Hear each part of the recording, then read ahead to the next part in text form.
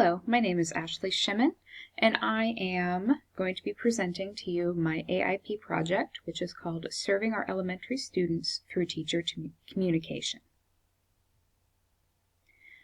Now, before I begin, I want to tell you a little bit about my community where I teach. I teach in West Liberty, which is a small town in the southeast quadrant of the state of Iowa. We have 448 students in our elementary building from grades 1 through 5. We're Hispanic majority, so we have 58% of our student population is Hispanic. Because of that, we have 25% of our students receiving ESL services. So we have 5 teachers that cover that need. We have 3 reading specialists, of which I am one, and each of us has about 40 to 50 students that we will see within a given week. We have 4 special education teachers, one of which is severe and profound. Then we also have a dual language program. Now the dual language program, each class consists of 2 teachers, which each have a class. They switch halfway through the day, so one class will learn in English in the morning and Spanish in the afternoon. And the opposite goes for the other class. Now, on top of all of these teachers that our students are going to be seeing, we also have several volunteers who will come in and work. We have language consultants, we have teacher leaders, we have administration, and other people who will come in at different times for different reasons. Now, as I was talking through my project discussion, my concerns were with communication between all of these teachers. Now, any student can see up to, say, 6 teachers in one given day, and these teachers aren't able to communicate properly because there's so many of us and we each see so many students and we're so busy that there isn't adequate time or resources to communicate what we've worked on with these students. And because of that, we're not able to meet the needs of the students because it causes confusion. We're missing different topics that they need, and we may be reteaching topics that they don't need. So we're looking for a way to communicate quickly, easily, and efficiently. Now, as I went through the process of writing my annotated bibliography, I used EBSCOhost. I found 20 sources, 19 of which are peer-reviewed scholarly articles. I searched for terms such as collaboration or teacher communication to begin, and as I continued my search, I added to the search topics and used certain key phrases that I had seen come up. The key phrases that came up the most that I highlighted on my annotated bibliography included wikis, collaboration, professional learning communities, co-teaching, and lesson planning, all of which play a big part in this project and future projects that I would like to accomplish. As I was writing my problem statement, I wanted to be able to use technology, which was the goal of this class, and also fulfill the goal of our issue, which was finding quick and easy communication. I had to use scholarly research and make sure that I was staying focused on my students and that this wasn't a focus on the needs of the teacher, because when it comes down to it, the focus always needs to be on the student, not on us. And so we need to be able to most efficiently serve them, and in turn, our lives will be made easier through this project. So I came up with 7 points from my problem statement. The problem statement can be found in my paper, but a few highlights include lack of communication between teachers causes problems, and that causes gaps in student learning. If we want to properly serve our students, we need to streamline our communication. We need to make sure that we have healthy communication because it creates collaborative environments, which improves teacher relationships.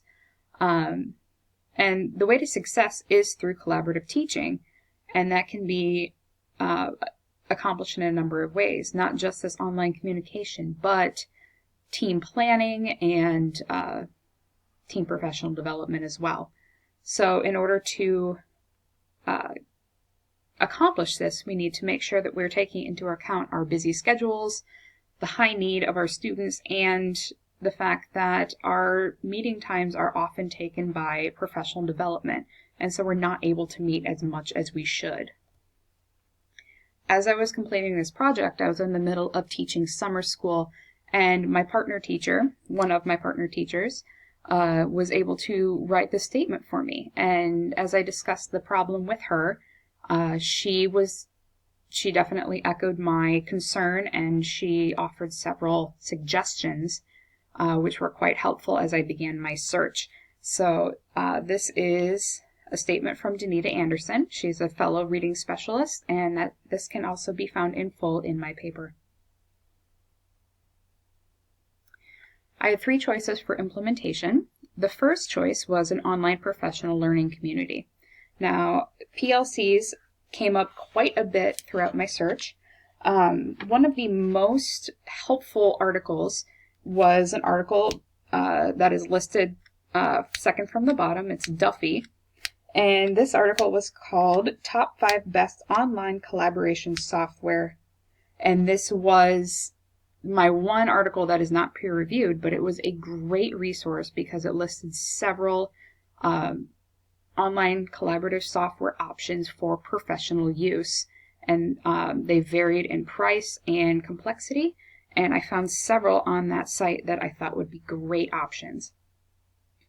So, as I looked at implementation choice number 1, I wanted to make sure that I was finding an online professional learning community source that would be used from multiple devices, that it's quick, and that you can make as detailed or short as you would like. What I really liked about these 3 is that you are able to use a separate room to speak about a student or several students while maintaining confidentiality. And that was very important because we want to make sure that we are addressing the needs of FERPA regulations. Implementation choice number 2 was very similar to option number 1, but it's a chat software.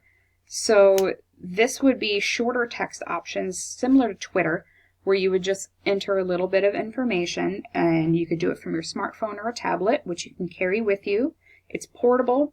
The one downside is that there is less room for detail, so you're not able to write out a full paragraph of information, or you're not as easily able to add files to that. And my third choice for implementation was online lesson plan software. This is a very detailed and time-consuming project. So it's something that is not necessarily quick. It would take more time to access and read through. However, because you are putting your lesson plans out there online and you're being able to share them with other colleagues, it's more thorough information, and your colleagues are able to study what you are teaching, what your reflection is, and then these are able to be used year to year. So once they're actually put into the program, it's not as time-consuming as time goes on. In the end, I decided that I wanted to choose to defend online professional learning communities, and I chose to go with Wikispace's Campus. And the reason I did this is because it's easy to accomplish due to everything having to go through our building leadership team. So convincing them that it's a good use of time and monetary resources, I think, would be a little bit easier. Wikispace's Campus was built for schools. It's expensive, but it would be district-wide. So you would pay one price, which would be $1,000 per year, and the entire district would have use to it. So it's not a price per teacher like the other programs were. So if you're looking at district-wide implementation, it would actually be cheaper per teacher. It was hard for me to choose between option 1 and 3, but I think for what we're looking for right now, option 1 is my best choice for communication gaps. In the future, I would still like to look at implementing option 3 and doing co-planning. following my defense, I found that in place of Wikispace's campus, Google Classroom was actually a better fit for our building because we have used this before. We did a book study over Carol Dweck's Growth Mindset, and that was done using Google's Classroom. So several teachers in the building are already familiar. And best of all, it is free, so we would have no monetary issues there. It's the same. It can be completed with the same plan, but it's a different program. So from this point forward, I want to complete the same plan, but with Google Classroom. My implementation schedule is based on our school calendar, so I have attached a screenshot of that here. So August 21st, I have chosen to implement the first week. So this would be when we would begin the schedule, and it's our second day of teacher in-service. So this would be the week we would be getting set up. Students begin August 23rd, and we would present to the staff on August 30th.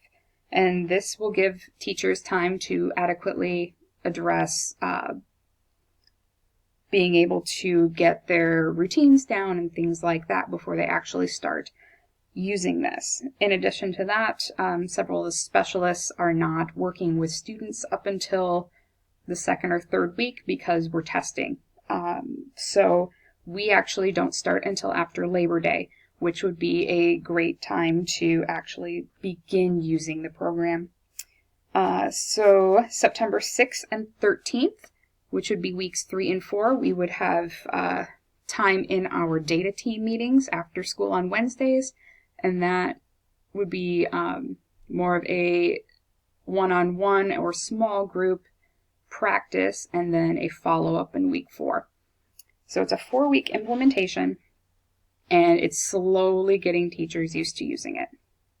This is my full implementation schedule, which can be found in my paper in more detail.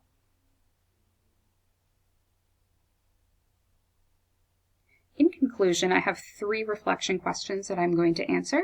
So my overall experience with completing the AIP project was that I felt that I have a lot of room to grow as a leader. I tend to leave problem solving up to veteran teachers, but I am now in the point in my career where I can step up and really take part in that problem solving process, especially with my technology background. So I have a lot of experience, and I tend to be the go-to person with technology. I've learned a lot of skills which can help me try new things, and I have many ideas for future problems that I would like to look into solving. Other problems that could be solved include lack of collaborative planning, so that would be my option 3. I would love to be able to tackle that problem sometime in the future. And giving other teachers an option to show off their professional development. We have teachers who teach college courses or give presentations at conferences, and I would love to see some of their work. I can improve my teaching by stepping up as a team leader and trying new things within my classroom. And I know now that with this newfound communication, we're going to see more success, and it will take some of the stress off of our teaching. And this approach is different than diving into latest trends because our staff is already familiar with Google Classroom, and it's customizable, so each staff person can use it as they see fit. It's free for the district, and we can grow with the program, which will be very, very helpful. We can go as quickly or as slowly as we need to. Thank you so much.